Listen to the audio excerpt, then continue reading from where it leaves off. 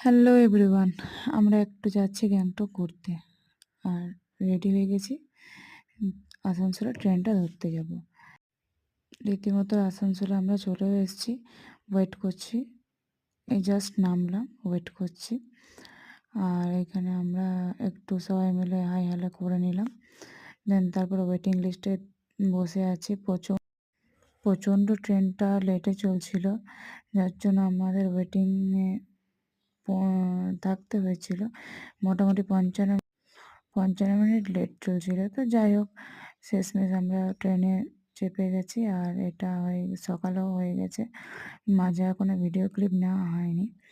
আর এখানে আমি আমার পমির সাথে খেলা কমপ্লিট করে এবার আমরা পৌঁছে যাব। আর ততক্ষণে আবার নেক্সট ব্লগের সাথে দেখতে পাবে কোথায় কী করলাম। ততক্ষণ বাই।